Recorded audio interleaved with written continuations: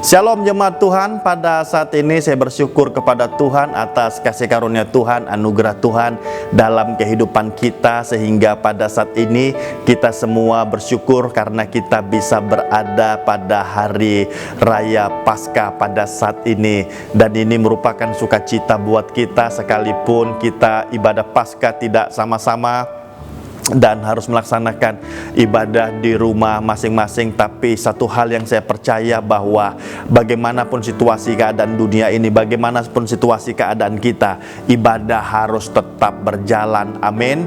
Oleh sebab itu pada saat ini saya akan bicara tentang masih ada Tuhan. Nah, saya percaya bahwa Tuhan hadir ke dalam dunia ini memberikan kepastian, memberikan keselamatan, memberikan jaminan dalam kehidupan kita. Nah, oleh sebab itu bagi saya pribadi, Paskah bukanlah sekedar mencari telur, iya kan? Paskah bukanlah sekedar perlombaan, tarik tambang, lari kelereng, main lari karung, iya kan? Paskah juga bukanlah sekedar kita hadir dalam gereja, lalu kita tepuk tangan, lalu kita angkat roti dan anggur perjamuan. Bukanlah sekedar itu, tetapi bagi saya bahwa Paskah adalah penyembahan kita kepada Tuhan. Kenapa saya katakan bahwa dalam Paskah ini kita harus menyembah Tuhan? Karena dari pengorbanannya itu dia memberikan nyawanya agar kita beroleh keselamatan dalam kehidupan kita. Nah, pada saat ini saya begitu percaya sekali bahwa dalam Paskah pada saat ini, bahwa ini adalah Paskah yang sangat istimewa dalam kehidupan kita. Kenapa saya katakan bahwa Paskah kali ini adalah Paskah yang sangat istimewa? Karena kita dapat merayakan Paskah, kita dapat ibadah Paskah di rumah kita masing-masing. Nah, oleh sebab itu pada saat ini Bapak Ibu jemaat Tuhan yang saya kasihi, bahwa dalam Paskah ini kita harus benar-benar menyembah Tuhan, kita harus benar-benar memuji Tuhan, kita harus benar-benar memberikan hati kita kepada Tuhan. Karena pada saat ini kita berada di zaman akhir Bapak Ibu. Dan kita baca dalam Injil Markus pasal 14 ayat 32 sampai yang ke-38. Bisa minta tolong multimedia ditampilkan ayatnya. Ya, Injil Markus pasal 14 ayat 32 sampai yang ke-38. Kita baca sama-sama. Lalu sampailah Yesus dan murid-muridnya ke suatu tempat yang bernama Getsemani. Kata Yesus kepada murid-muridnya, "Duduklah di sini sementara aku berdoa." Dan ia membawa Petrus, Yakobus dan Yohanes sertanya. Ia sangat takut dan gentar. Lalu katanya kepada mereka, "Hatiku sangat sedih, seperti mau mati rasanya. Tinggallah di sini dan berjaga-jagalah." Ia maju sedikit, merebahkan diri ke tanah dan berdoa supaya sekiranya mungkin saat itu lalu daripadanya. Katanya, "Ya Aba, ya Bapa, tidak ada yang mustahil bagimu. Ambillah cawan ini daripadaku, tetapi janganlah apa yang aku kehendaki, melainkan apa yang engkau kehendaki." Setelah itu ia datang dan mendapati ketiganya sedang tidur. Dan ia berkata kepada Petrus, "Simon, sedang tidurkah engkau? Tidakkah engkau sanggup berjaga-jaga 1 jam? Berjaga-jagalah dan berdoalah, supaya kamu jangan jatuh ke dalam pencobaan. Roh memang penurut, tetapi daging lemah." Di saat yang begitu menegangkan, Yesus meminta kepada murid-muridnya agar mereka tetap berjaga-jaga dan berdoa. Tetapi sayangnya, murid-muridnya bukan berjaga-jaga, bukan berdoa, tapi malah tidur. Saya juga khawatir Bapak Ibu, saya sangat sedih. Karena apa?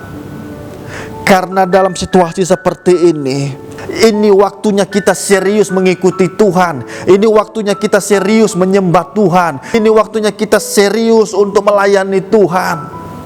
Ini bukan waktunya kita untuk tidur. Ini bukannya waktu untuk liburan. Ini bukan waktunya untuk santai-santai. Ini waktunya kita serius bersama dengan Tuhan. Amin.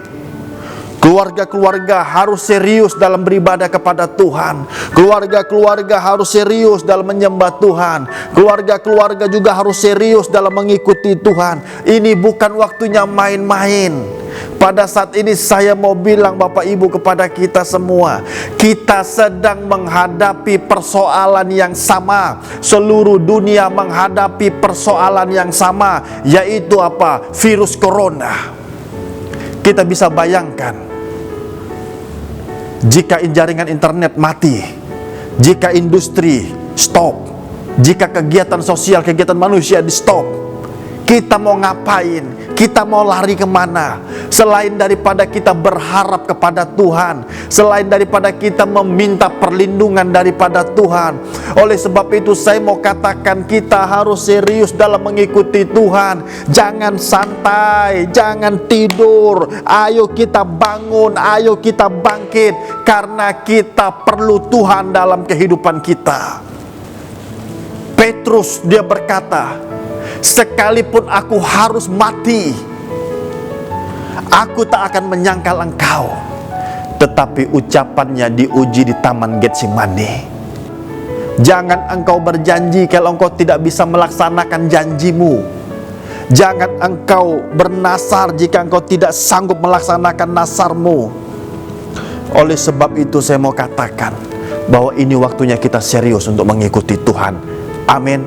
Sama-sama bilang, saya harus serius mengikuti Tuhan. Bagi saya, Paskah adalah pengorbanan untuk kita bersatu. Artinya apa? Bahwa melalui Paskah, melalui pengorbanan Tuhan Yesus Kristus di kayu salib, kita dapat menyatu dengan Tuhan. Keluarga kita bisa dipulihkan, kehidupan kita dipulihkan, kita mendapatkan jaminan keselamatan, kita mendapatkan keselamatan yang daripada Tuhan. Dan Tuhan juga mengubah kutuk menjadi berkat dalam kehidupan kita. Apa yang tidak baik Tuhan berikan dalam kehidupan kita. Kalau rumah tangga kita bisa bahagia, itu karena Tuhan. Kalau pekerjaanmu bisa diberkati, engkau mendapatkan promosi daripada Tuhan, itu karena Tuhan dalam kehidupanmu. Kalau bisnismu bisa diberkati, itu karena Tuhan yang memberkati. Itu bukan karena usaha kita, tetapi itu adalah pemberian dan kasih karunia Tuhan dalam kehidupan kita. Karena kita sudah menyatu dengan Tuhan, maka Tuhan memberkati kita, maka Tuhan menolong, maka Tuhan melindungi, dan Tuhan juga menyelamatkan kehidupan kita. Amin. Dalam situasi seperti ini, merebaknya penyebaran COVID-19, ini waktunya kita bersatu dalam tubuh Kristus. Pendeta dengan pendeta saling menyerang, saya mau bilang bikin malu saja. Dalam situasi seperti ini seharusnya kita bersatu semuanya. Kita berdoa supaya Indonesia dipulihkan, supaya Indonesia mendapat lawatan daripada Tuhan, sehingga apa? Orang-orang dapat percaya bahwa Yesus Kristus adalah Tuhan. Tapi kalau ribut, pendeta ini serang ini, pendeta ini serang ini, akhirnya jemaat juga ikut ribut, ya kan? Pengurus gereja, majelis gereja ribut, saling serang, saling hina. Ingat, dalam situasi ini kita harus bersatu, bahwa masih ada Tuhan yang sanggup tolong. Sebagai hamba Tuhan, kita harus percaya kepada kuasa Tuhan. Kita hanya bisa melakukan pencegahan demi pencegahan, tetapi kuasa Tuhanlah yang melindungi kita. Oleh sebab itu bagi saya, bahwa sekalipun ada yang berkata virus corona tidak ada obatnya, tidak ada vaksinnya, tetapi sebagai orang percaya, saya mau bilang bahwa masih ada Tuhan. Masih ada Tuhan yang sanggup menolong, masih ada Tuhan yang sanggup memulihkan, masih ada Tuhan yang sanggup melakukan keajaiban dan kebesarannya dalam dunia ini. Oleh sebab itu Bapak Ibu, apa makna Paskah bagi kita? Yang pertama yang saya pelajari, pengorbanannya mengubahkan hidup kita. Kalau kita bisa menikmati karya Tuhan, pengorbanan Yesus mengubahkan kehidupan kita. Kita yang tadinya bengis, kita yang tadinya jahat, Kita yang tadinya tidak tahu berterima kasih, kita yang tadi tidak tahu beribadah, tetapi kalau kita bisa beribadah pada saat ini, bahwa Tuhan mengubahkan kehidupan kita. Yang tadinya istrimu sering berkata-kata kasar terhadap engkau, sebagai suami engkau menyadari, lalu engkau berdoa, lalu engkau datang bersujud kepada Tuhan, lalu istrimu bisa berubah, dan ia yang tadinya kasar, lalu ia menjadi istri yang lembut. Itu karena Tuhan. Yang tadinya suamimu suka tempeleng sana sini, suka marah-marah, suka maki-maki, tetapi melalui pengorbanan Yesus, dia mengubahkan kehidupan setiap orang. Lalu yang kedua, pengorbanannya memulihkan hidup. Yang tadinya hidup kita sengsara, yang tadinya hidup kita penuh dengan tantangan, ketika engkau berada dalam kesusahan, tidak ada yang mau menolong. Ketika engkau berada dalam kesulitan, banyak orang yang membiarkan engkau. Tetapi ketika engkau berharap kepada Tuhan, lalu engkau berharap, lalu engkau sadar, pengorbanan Yesus memulihkan kehidupanmu. Yang ketiga, pengorbanannya menjamin hidup.